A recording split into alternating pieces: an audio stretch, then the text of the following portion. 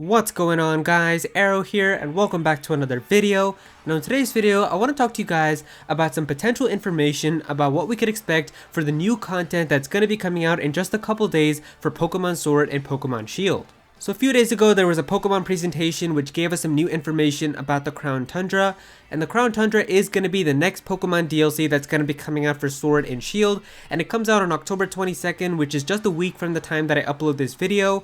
And so today we've got a potential leak here, or like a rumor, about what we could expect within the Crown Tundra, and since it's only a couple days away, and this does make me pretty excited because this could be very cool if it actually ends up happening, I do want to give you guys my thoughts on this. So yeah, let's get started. Alright, so looking at the post here, it says, "Hello there, I've been working on the Spanish translation of the Crown Tundra for the last few months, and I would like to share some details about its story, characters, and legendary Pokemon, as I fully understand that perhaps the latest trailers have not completely sold the game to you, as it is true that they're keeping a lot of the information a secret, more than you think actually, so I'll try to change that. I'm sure that you've seen the data mined by now with all 4 of its Crown Tundra chapter titles, so I'd better get started by talking about the first one, a legendary tree of a legendary 3. Alright, so it says here, let's talk about the protagonist of this chapter, the Galarian legendary birds. This trio has traveled the world for centuries, although they once found a home among the royal family of Galar.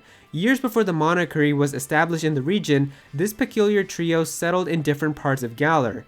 Galarian Articuno nested deep within Glimwood Tangle, causing many psychic Pokemon to start living there as well. Galarian Zapdos nested in what we know now as Route 8, this caused many fighting Pokemon to settle there. Galarian Moltres settled on Route 9, Outer Spikemuth, where many years later Spikemuth would be built, and of course this is why so many Dark-type Pokemon live in that area. After the monarchy was established in Galar, the trio began serving Calyrex on the Crown Tundra, and they have not been seen once they nested again, except for one of them, Moltres, which has been seen very rarely and very irregularly near Spikemuth.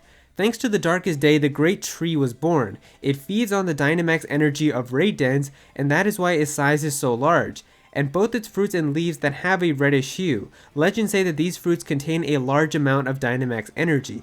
The Galarian legendary birds had a very good relationship with each other in the past, however, blinded by greed, they now fight under the Great Tree every several decades in order to take all its fruits and become more and more powerful. Although this chapter is obviously focused on the bird trio, it also contains a subplot about Marnie that is explored in the following chapters. And yes, Marnie will be a part of the exploration team along with Peony and her daughter Alba, Sonia, and the player. To stop the fight between the birds, a special melody is needed, called the Royal Melody, which is said to have been played by the ancient kings of Galar to please the trio. You will have to explore different locations of the Crown Tundra and search for clues about the origin of this melody, as it seems to have fell into oblivion, and there is no longer a trace of its scores. After finding them, you will need to escort Marnie to the Great Tree so that she can sing the Royal Melody and finally calm the birds once and for all. After calming the birds and giving the old scores to Sonia, the chapter ends. From then on, Galarian Articuno and Galarian Zapdos will roam freely through different areas of the tundra. Galarian Articuno will be in the Silvery Woods, Galarian Zapdos will be in the King's Meadow. And this is actually something that also made me want to make a video about this, because I don't know if you guys saw, but recently there was like a commercial that came out for the Crown Tundra, and in one of the Crown Tundras we do see like the character just walking by, and then we see a Galarian Articuno just fly by them above the screen. So maybe something like that is actually going to be in this game, where this trio is actually just going to be caught as roaming legendaries, kind of like what they did in past games. That would be pretty cool. We haven't had that in a while, so I would actually be pretty down for that.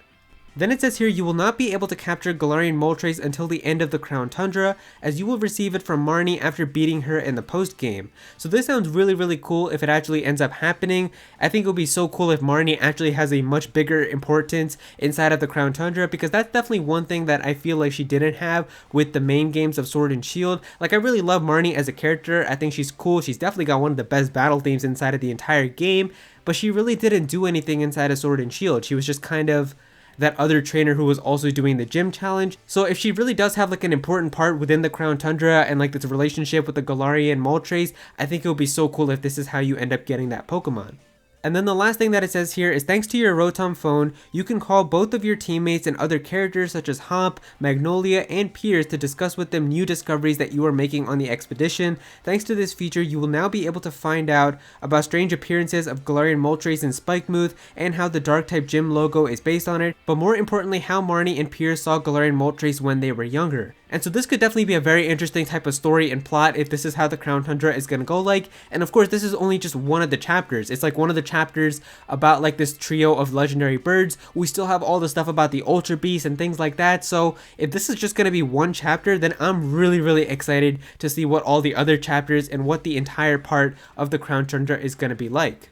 And so this potential leak or rumor definitely makes me pretty excited for the Crown Tundra. I think that it's going to be pretty cool. It definitely looks kind of interesting from the area that it's based around. People who have even data mined the Crown Tundra have said like the area map for that is going to be, I think, even bigger than the Isle of Armor. It's going to be kind of half the size of the entire Galar region. So it's going to be a very big area. There's going to be lots of exploration in there. The fact that you're going to be able to find new Pokemon like Dragonite. You're also going to be able to get these Galarian, Articuno, Moltres, and Zapdos. You're also going to have the Reggie Pokemon and the Reggie puzzles, the Dynamax adventures to catch legendary Pokemon. It definitely seems like to me that the Crown Tundra is probably going to be the most exciting thing to come out of Sword and Shield and the entire 8th generation so far. So I'm actually pretty looking forward to it. It comes out in just a couple days, and I guess we'll know for sure if this actually ends up being true or not. But either way, even if this doesn't happen, I still do think that the Crown Tundra is probably still going to be pretty fun and pretty exciting. So yeah, I guess we'll find out in a couple days.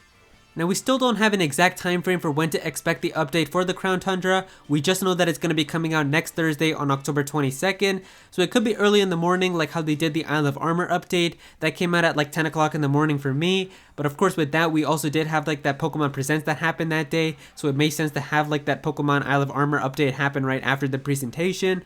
But with the Crown Tundra we really don't know, besides it's going to be coming out sometime next week.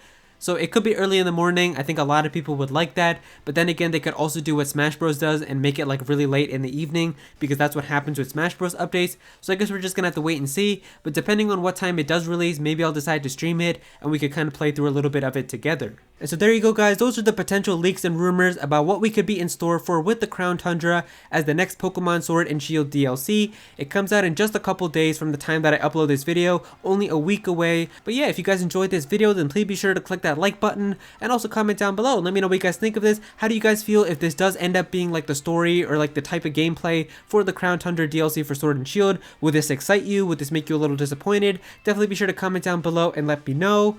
If you're new to this channel, then please be sure to subscribe. I'm definitely going to have some more Pokemon content in the future, so definitely be sure to subscribe so you don't miss out on that. Click on that bell to become a part of the notification squad. Go follow me on Twitter at Aero so you can be featured in videos, and also join my Discord server as well. We've got a bunch of people in there who are always talking about Pokemon and Smash Bros and Nintendo, so definitely be sure to join that. And yeah, that's pretty much it. Thank you so much for watching.